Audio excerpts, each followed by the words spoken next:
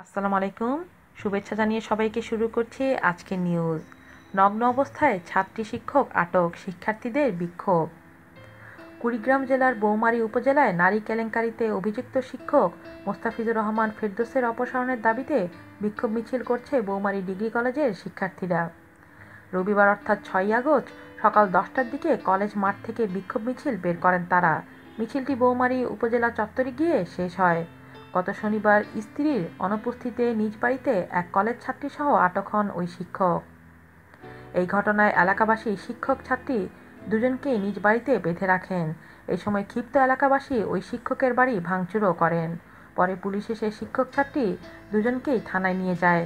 নারী কেলেঙ্কারির এই ঘটনায় পুরো বৌমারীতে উত্তপ্ত অবস্থা বিরাজ করছে। তবে এই ঘটনাকে ষড়যন্ত্র বলে দাবি করেছেন ওই শিক্ষকের আত্মীয়রা। নাম প্রকাশে অনিচ্ছুক এক শিক্ষক বলেন, এর আগেও 2007 সালে শিক্ষক ফেরদৌস নারী কেলেঙ্কারি করেছিল।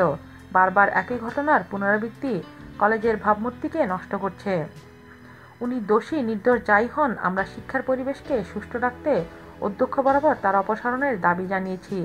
এ বিষয়ে বৌমারী ডিগ্রি কলেজের অধ্যক্ষ মোহাম্মদ সামিউল ইসলাম জীবন বলেন, কলেজের সভাপতি বৌমারীর বাইরে অবস্থান করছেন। উনি ফিরে এলে অন্যান্য শিক্ষকদের সাথে নিয়ে আলোচনার মাধ্যমে আমরা সিদ্ধান্ত গ্রহণ করব। আজ এ পর্যন্তই। ভালো থাকবেন সবাই। আল্লাহ হাফেজ।